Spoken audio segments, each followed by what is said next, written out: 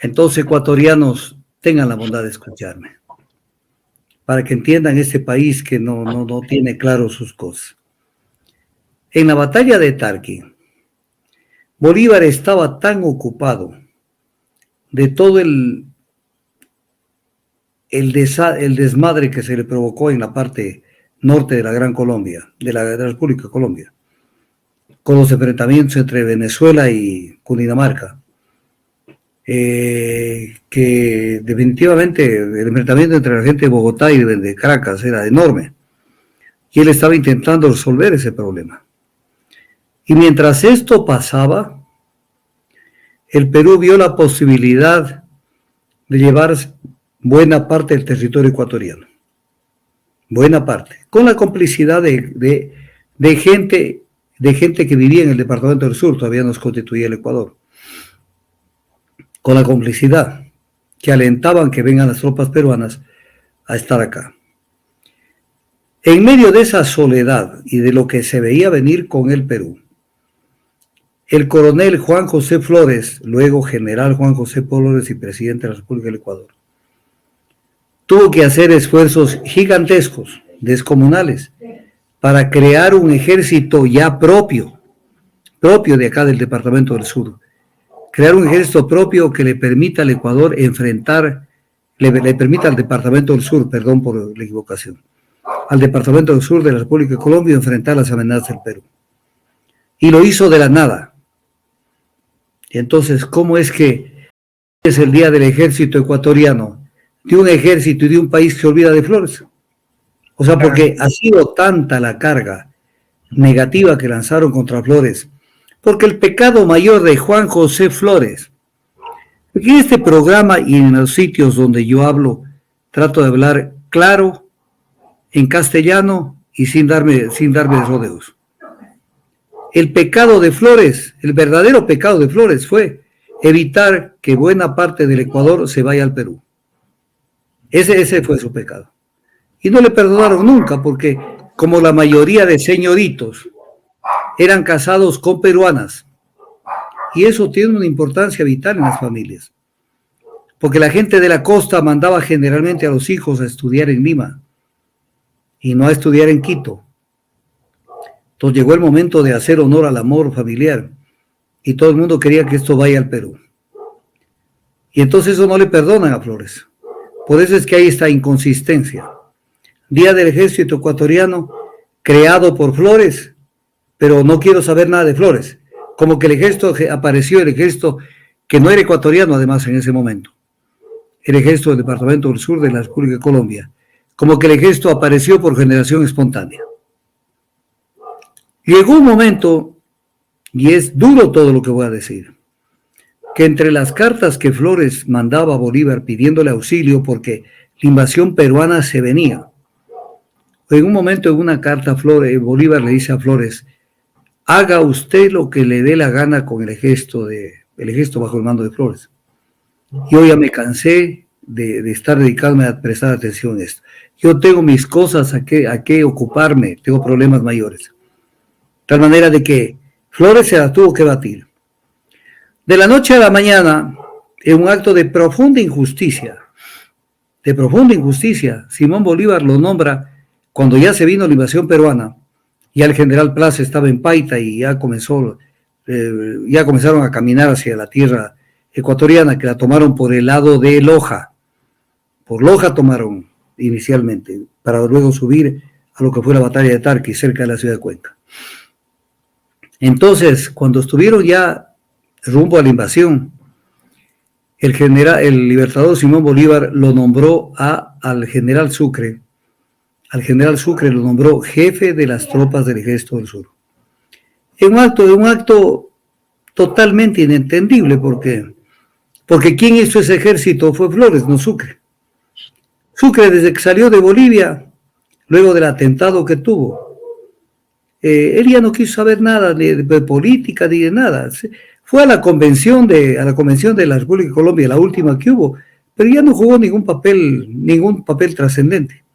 Lo que quería estar en la hacienda con su esposa y para contar. Y entonces lo nombra a Sucre jefe. Okay. Flores aceptó, no podía ser de otra manera, y fueron a Tarqui. En Tarqui se cubre de gloria a Flores, porque Flores es el que pelea en el campo de batalla. Tanto que en pleno campo de batalla, cuando terminó la contienda militar, Sucre lo elevó al rango de general al coronel Juan José Flores. Entonces, todo es importante verlo. Ahora, viene el momento de la negociación y de lo que terminó siendo el convenio de Girón, que se firma respecto de lo que pasó en Tarqui. Y Sucre comete un acto que lo que pasa es que los ecuatorianos no tenemos claras las cosas y lo negativo lo queremos convertir en positivo o olvidarnos de las cosas o darle un maquillaje para que entendamos las cosas de otra manera. Sucre comete algo que ningún militar lo ha hecho en la humanidad. Nadie lo ha hecho. No desarma al ejército vencido. Y no solo eso, no toma prenda territorial. No toma prenda territorial para dos cosas importantísimas. Primero, desarmarlo. Incluso quedarse con buena parte de ellos en calidad de rehenes. Tomar prenda territorial, o sea, avanzar hacia el Perú con su tropa. Y exigir que el gobierno peruano haga dos cosas. La primera, que desocupen Guayaquil, porque Guayaquil, cuando se dio la batalla de Tarqui, Guayaquil estaba ocupada por las tropas militares peruanas. Entonces exigir y decir, me salen de allá, y mientras tanto yo tengo esta tropa rehén aquí. Y además avanzo hacia el Perú con mi ejército, porque estaba derrotado el ejército del Perú. No lo hizo. Ya voy a explicar por qué. Y en segundo lugar, no exijo. ¿Cuál era uno de los temas de la contienda con el Perú que vino desde el inicio, se presentó y que tuvo su epílogo en el Protocolo de Río y obviamente se consagró con el acta de paz que fue la consolidación del Perú que se apropió de todos los territorios que supuestamente eran ecuatorianos, que eran las provincias de Jaén y Maynas, que viene a ser todo el oriente que el Ecuador reclamaba, que reclamó el Ecuador y que en ese momento en Tarqui reclamaba la República de Colombia. Entonces, ¿qué tenía que hacer Sucre? Desarmar al ejército, penetrar al Perú, ponerlos contra la pared y decir, a ver, me firman que Jaén y Maynas es colombiano y me salen de Guayaquil a la velocidad de un rayo.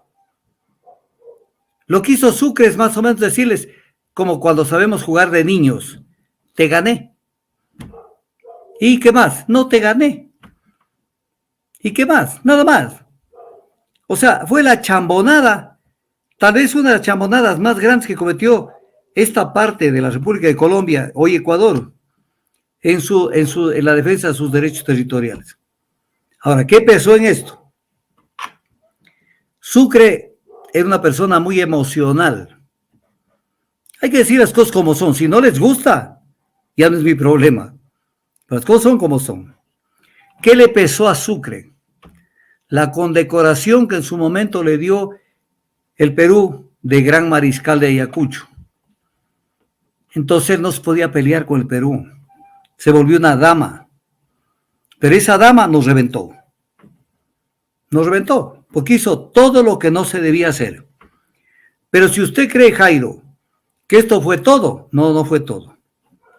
El Ecuador, al estilo de lo que es el Ecuador, tenemos que cambiar el país. Tenemos que construir un nuevo país diferente, con una mentalidad diferente. Porque encima, esto pasa, por ejemplo, cuando en Loja siguen festejando el 18 de noviembre, porque a alguien se le mete entre ceja y ceja que tienen que justificar una mentira. Y les da la gana y ahí están marchando el 18 de noviembre cuando no pasó nada. Entonces en esto la Cancillería ecuatoriana convirtió a la actitud de Sucre en lo que dio en llamar la doctrina Sucre del derecho internacional. La victoria no crea derechos. Suena bonito, suena hermoso. O sea, si alguien gana una batalla, una guerra, no le da derecho a usurpar un territorio de otro país. Suena bonito, pero en la práctica es una tomadura del pelo. Porque todas las fronteras del mundo, no del Ecuador, se han movido en función de los intereses y de la imposición de los vencedores. Dígale a Chile que le devuelva a Bolivia y Perú lo que le quitaron con la guerra del Pacífico. Diga a Estados Unidos que le devuelva a México lo que le quitaron luego de la guerra de secesión. Dígales. Dígales que le devuelvan a Paraguay todo lo que le quitaron en la guerra del Chaco. Las fronteras se mueven. Dígale a Israel que salga de donde está posicionado. Dígale. Las fronteras se mueven en función de los vencedores. Solo Sucre no lo entendió. Pero ya, no lo entendió Sucre. Pero encima, que hagamos de esto una doctrina. Que no nos sirvió de maldita sea la gracia.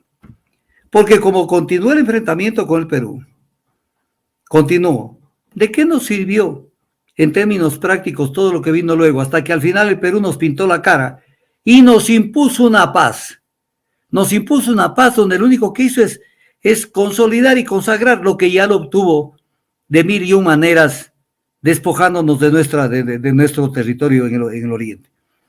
¿Por qué? Porque somos un país de inocentes, somos un país de gente ilusa, candorosa, y eso nos pasa.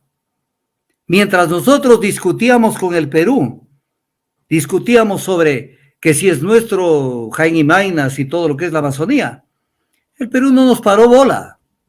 El Perú se dedicó a hacer lo que el Ecuador no hizo, que es colonizar el oriente ecuatoriano, que venía a ser el norte del Perú, colonizar. Entonces, cuando nosotros reclamábamos, en esos sitios estaban pueblos donde habían nacido ya peruanos y además defendían su territorio con la bandera peruana. Y nosotros seguíamos con el cuento que era ecuatoriano. O sea, el Ecuador no mejora, no madura. No madura, como no madura estoy con los acuerdos militares con Estados Unidos. No maduramos.